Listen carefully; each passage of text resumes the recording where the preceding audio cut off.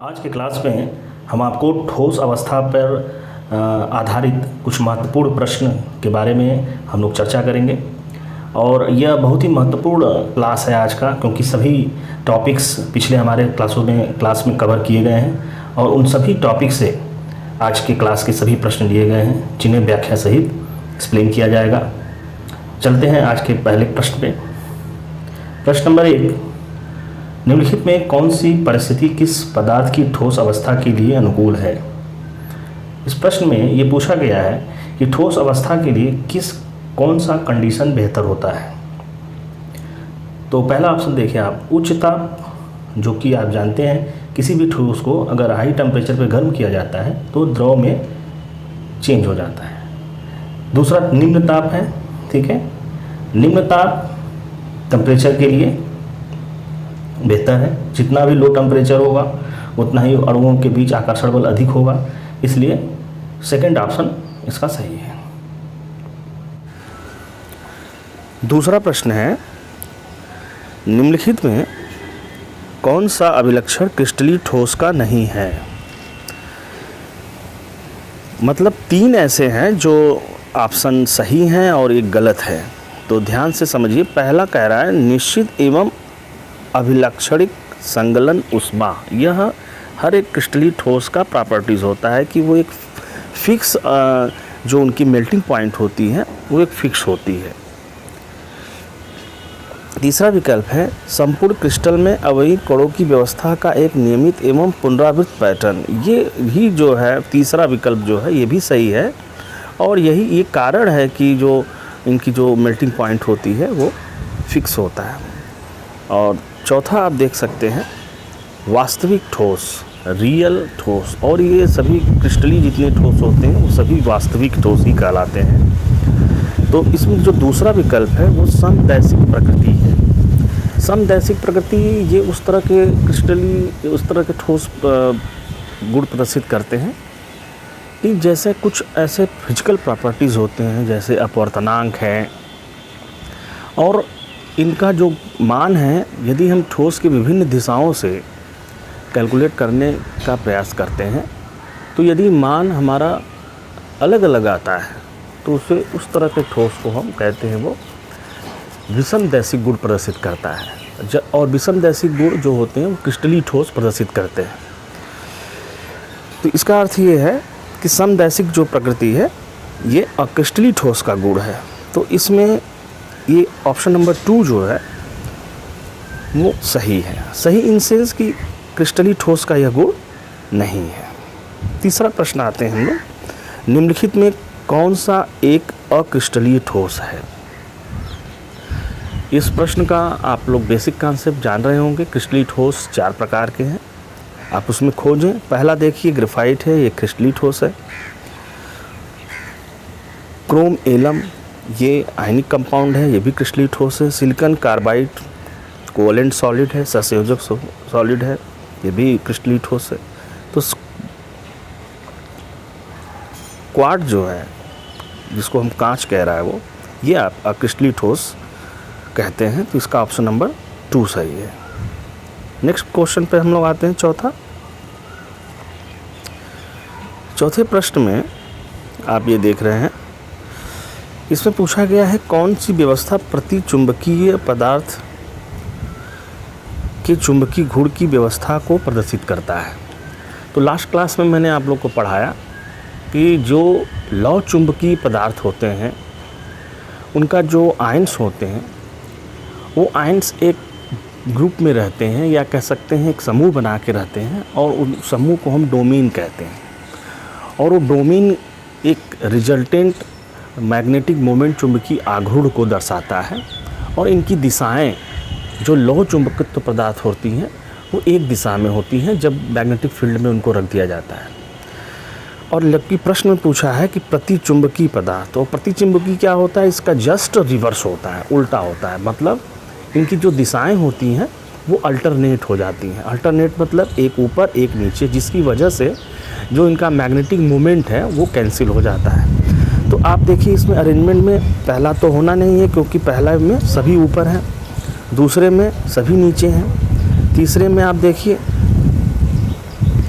तीसरे में 2 ऊपर 1 नीचे, तो ये भी नहीं है। लास्ट विकल्प जो है, जो एक आपको अल्टरनेट व्यवस्था दे रहा है डोमेन का, और जिसके कारण का मैग्नेटिक मोमेंट, चुंबकीय आघूर्ण का मान 0 हो जाएगा। तो इसका विकल्प 4 सही है। 5 में पूछा जा रहा है, क्वार्ट्ज कांच के अपवर्तनांक के मान के संदर्भ में निम्नलिखित में कौन सा सत्य है। कांच अक्रिस्टलीय ठोस है, और इस ठोस का अपवर्तनांक अगर हम हर दिशाओं में निकालें, ठोस के अलग अलग डायरेक्शन से हम इसका अपवर्तनांक निकालें, तो ये सभी दिशाओं में समान आता है, और ये समदैशिक गुण प्रदर्शित करते हैं जितने भी अक्रिस्टलीय ठोस हैं। तो इसका ऑप्शन नंबर पहला सही है। नेक्स्ट जो 6वां क्वेश्चन है, अक्रिस्टलीय ठोस के विषय में निम्नलिखित में कौन सा कथन सही नहीं है।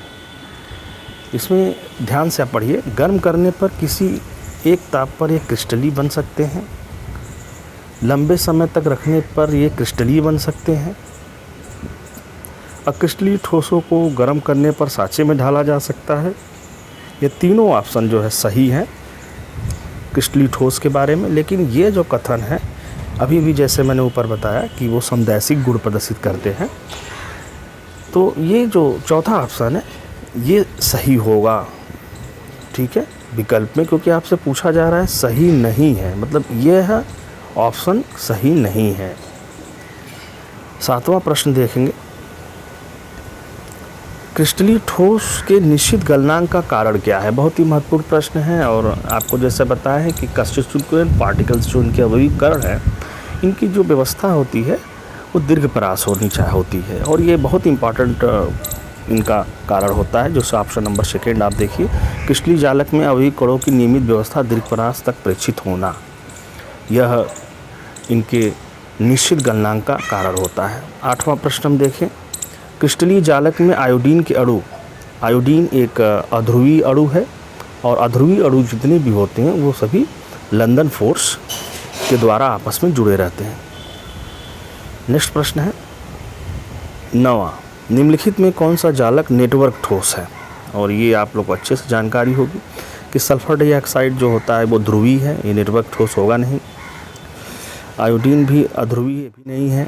हीरा हाइड्रोजन बॉन्डेड है, तो उसका ऑप्शन नंबर 3 सही है। जो हीरा कार्बन की नेटवर्क व्यवस्था होती है 3 डायमेंशनल, तो इसका ऑप्शन नंबर 3। क्वेश्चन नंबर 10 देखते हैं हम लोग। 10 में पूछा गया है, निम्नलिखित में कौन सा विद्युत के चालक नहीं है, कौन सा ठोस विद्युत का चालक नहीं है। इसमें आप देखिए, विद्युत चालक होने के लिए 2 चीज़ें ज़रूरी होती है, इलेक्ट्रॉन और आयन। वाटर में न आयन है न इलेक्ट्रॉन है, और आयोडीन में भी न आयन है न इलेक्ट्रॉन है। बाकी ये मैग्नीशियम और जो TiO है, ये दोनों ही विद्युत के चालक है। मैग्नीशियम धातु है, और TiO जो होता है सेमीकंडक्टर की कैटेगरी में चला जाता है। तो इसमें आप चालक नहीं पूछा गया है, तो आयोडीन और वाटर, मतलब C और D ऑप्शन सही है, ऑप्शन नंबर 3।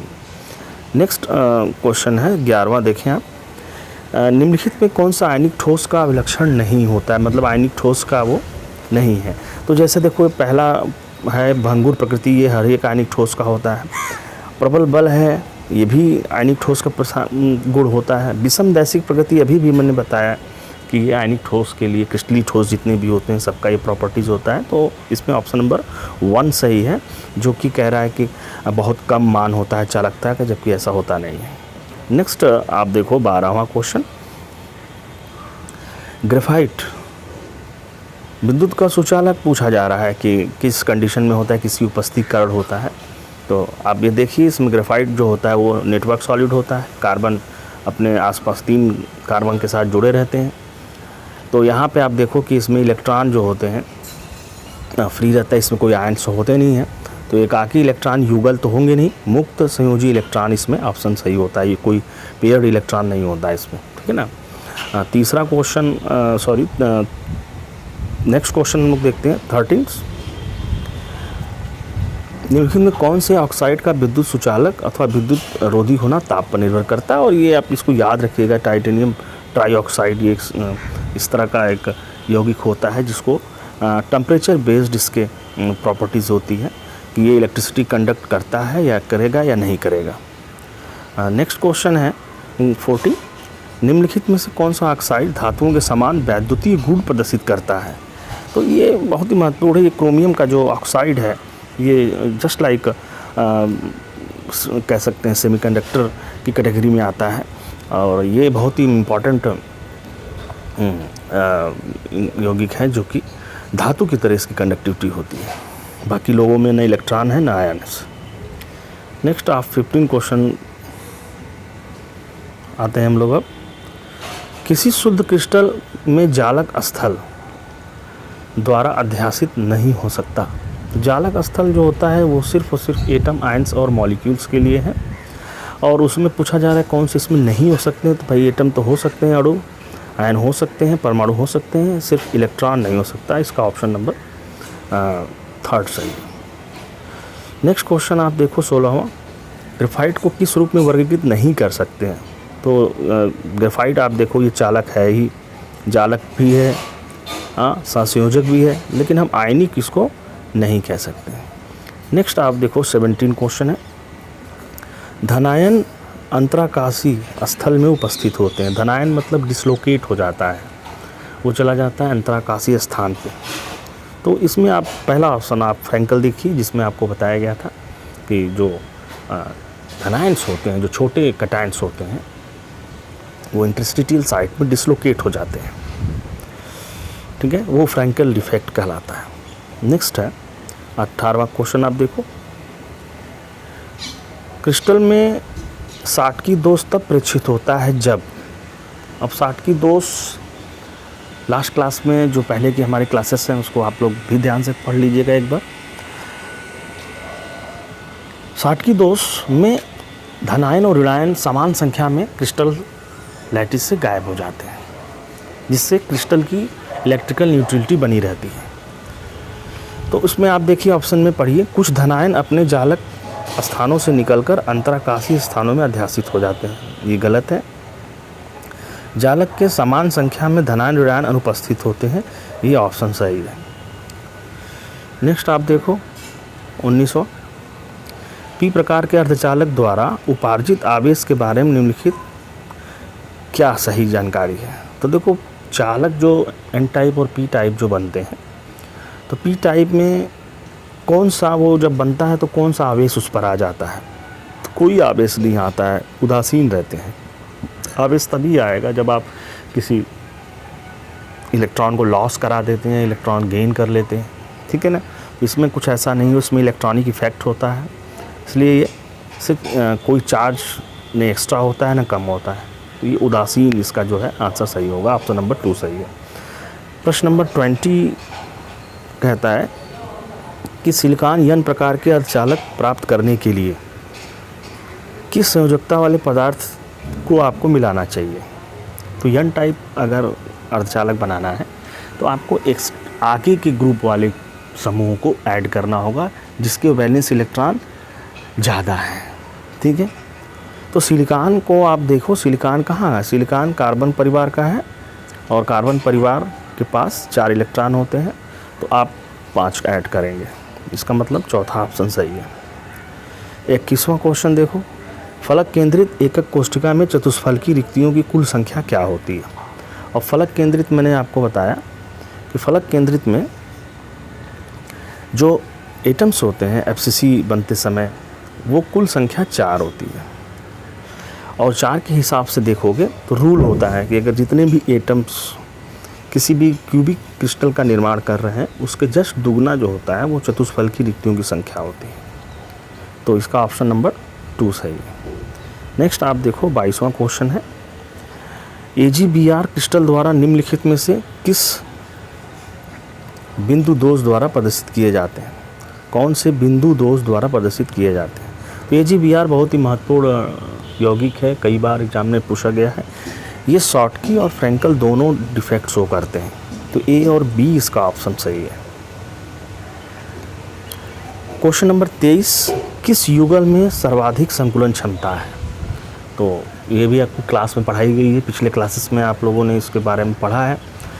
HCP और CCP या जिसको हम FCC कहते हैं, इनका कोऑर्डिनेशन नंबर 12 होता है, इसे याद रखेंगे आप लोग। और इनकी पैकिंग एफिशिएंसी 74% होती है। तो उस केस में आप देखो इसमें HCP और CCP ये ऑप्शन सबसे अधिक 74% इसका पैकिंग एफिशिएंसी या संकुलन क्षमता का मान होता है। तो ऑप्शन नंबर सेकंड सही है 23वां का। नेक्स्ट क्वेश्चन हम लोग आते हैं 24।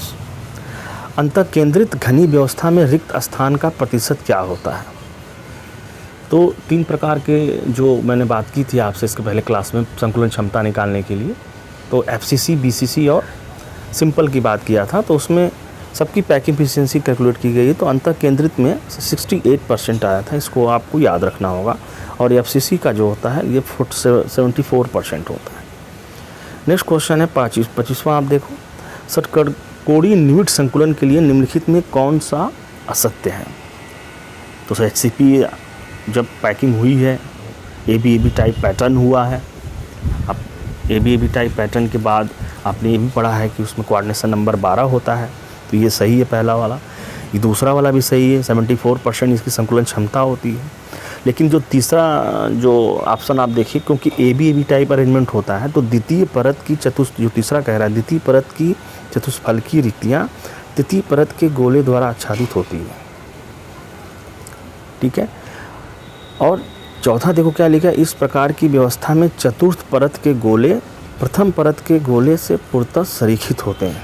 तो इसका अर्थ ये हो गया कि अगर हम ABAB टाइप अगर हम जानते हैं कि ABAB टाइप का अरेंजमेंट है, ABAB टाइप, तो देखो चतुर्थ कौन सा हुआ, ये पहला, ये दूसरा और ये तीसरा और ये चौथा। तो मतलब A और B दोनों अलग अलग होते हैं। लेकिन ऑप्शन चौथा क्या लिखा हुआ है? ऑप्शन चौथा लिखा है कि चतुर्थ परत के गोले और प्रथम परत के गोले पूर्णतः संरेखित होते हैं। तो ये गलत है। ठीक है। तो ये चौथा ऑप्शन आप कह सकते हैं 25वां का सही है। नेक्स्ट क्वेश्चन हम आते हैं 26 पे। निम्नलिखित में कौन सा संकुलित संरचना में धनायन तथा ऋणायन के लिए उपसंयोजक संख्या समान होती है? ये बहुत ही महत्वपूर्ण प्रश्न है। इसमें ऑप्शन नंबर पहला सही है, क्योंकि इसमें आप देखो ये FCC जालक की क्लोराइड आयन बना रहा है। यनी आयन जो होता है ये एकक कोशिका की सभी अष्टफलकीय रिक्तियों में उपस्थित है। तो इसका ऑप्शन नंबर फर्स्ट सही है। 27 क्वेश्चन नंबर, द्विमीय वर्ग निबिड संकुलित संरचना 2 डायमेंशनल स्क्वायर। जब हम क्लोज पैकिंग आपको बताए थे तो मैंने आपको कहा था हर एक जो एटम्स होते हैं वो 4 जो एटम से जुड़े रहते हैं। तो ये इसका ऑप्शन नंबर 3 सही है 27वां का। 28वां क्वेश्चन देखो, अपमिश्रण में किस प्रकार का दोष उत्पन्न होता है? जब आप डोपिंग करते हैं तो इलेक्ट्रॉनिक इफेक्ट होता है, दैट इज़ इलेक्ट्रॉनिक इन्वायरमेंट अंदर का चेंज होता है। तो इसका ऑप्शन नंबर 4 सही है। नेक्स्ट क्वेश्चन है 29। निम्न सिलिकॉन में इलेक्ट्रॉन धनी अशुद्धि को मिलाने पर क्या मिलेगा? मतलब एक ज़्यादा मिलाने पर कौन सा चालक मिलेगा? ये सब मैंने पढ़ाया था आपको, EN टाइप। नेक्स्ट 30वां क्वेश्चन है, निम्नलिखित में कौन सा कथन सत्य नहीं है? तो आपको 3 कथन सत्य समझना है। ठीक है। चुंबकीय क्षेत्र में अनुचुंबकीय पदार्थ का क्षीण आकर्षण होता है, ये कथन सही है। लौह चुंबकत पदार्थों को स्थायी रूप से चुंबकत्व प्रदान नहीं किया जा सकता, यही गलत है। और इसीलिए ऑप्शन नंबर 2 सही है। बाकी चीज़ें आप पढ़िए, सही है। प्रति लौह चुंबकीय पदार्थों में डोमेन परस्पर विपरीत होते हैं, सही है। प्रति चुंबकीय पदार्थों में इलेक्ट्रॉन का युग्मन उनकी चुंबकीय आघूर्ण को निरस्त कर देता है। मतलब जब आप प्रतिचुंबक की बात करते हैं तो एक ही ऑर्बिटल में 2 इलेक्ट्रॉन होता है और दोनों आपस में मैग्नेटिक मोमेंट को कैंसिल करते हैं। तो ये जो 30वां क्वेश्चन है इसका दूसरा ऑप्शन सही है। नेक्स्ट आते हैं 31। आयनिक ठोसों के लिए निम्नलिखित में कौन सा कथन सत्य नहीं है? तो आयनिक ठोसों के लिए आप देखो ये पहला सही है, नहीं पूछ रहा है तो आप लोग सही पहले खोजेंगे। बड़े आयन निविड संकुलित संरचना बनाते हैं, सही है। छोटे आयन अपने आकार के अनुसार चतुष्फलकीय अष्टफलकीय रिक्तियों में, ये भी सही है। सभी रिक्तियाँ अध्यासित होना आवश्यक नहीं होता, ये भी सही है। ये गलत होगा, इसका ऑप्शन नंबर 4। 32 आप देखो, लौह चुंबकीय पदार्थ चुंबकीय क्षेत्र में रखे जाने पर स्थायी चुंबक बन जाते हैं, क्योंकि क्योंकि ये सभी चुंबकीय क्षेत्र की दिशा में अभिन्यासित हो जाते हैं परमानेंट के लिए, और इसीलिए परमानेंट चुंबक बन जाते हैं। नेक्स्ट आप देखो 33, इसमें संकुलन क्षमता का आपको सही क्रम पूछ रहा है। एफसीसी में आपको बताया था 74 होता है, बीसीसी में 68 होता है, सिंपल में 52.4 होता है। तो सही क्रम बनाना है तो आप देखो सबसे कम किसका होगा, सामान्य घनी का। तो सामान्य घनी का ऑप्शन कौन सा दिख रहा है आपको, ये तीसरा, सामान्य घनी का ऑप्शन है तो ये दूसरा ऑप्शन सही है। नेक्स्ट आप देखो 34, निम्नलिखित में कौन सा दोष प्रभंश दोष कहलाता है। इसको याद रखिएगा आप लोग, ये फ्रैंकल दोष को प्रभंश दोष भी कहते हैं। नेक्स्ट आते हैं हम लोग 36, इसमें आपसे पूछा है कि इस तरह के जो यूनिट सेल हैं एफसीसी, बीसीसी और सिंपल, इनमें एज लेंथ, कोर की लंबाई और परमाणु की त्रिज्या में क्या संबंध है। तो आपको डेरिवेशन मैंने कराया था एफसीसी के लिए, A = 2√2r। ठीक है, तो ये देखो ये पहला ही ऑप्शन इसमें मिल रहा है, और दूसरे का जो होता है 4r/√3 है, तीसरे का 2r है, तो उसका ऑप्शन नंबर फर्स्ट सही है। नेक्स्ट क्वेश्चन आप देखो, निम्नलिखित में से ठोस की चालकता का सही क्रम कौन सा है। तो आपको पता है कि धातु का सबसे ज़्यादा होता है। ठीक है, तो इसमें धातु कहाँ सबसे ज़्यादा दिख रहा है, ये वाले में, और ये बता रहा है कुचालक से बहुत ज़्यादा है, सही बात है। और अर्धचालक जो होता है वो कुचालक से ज़्यादा होता है, तो इसका ऑप्शन नंबर फर्स्ट सही है। तो आज की क्लास में आप लोगों ने बहुत ही महत्वपूर्ण ऑब्जेक्टिव क्वेश्चन जो कि कॉम्पिटिटिव एग्जामिनेशन में पूछे जाते हैं, अगले भी क्लास में हम लोग कुछ और भी क्वेश्चन के बारे में डिस्कस करेंगे।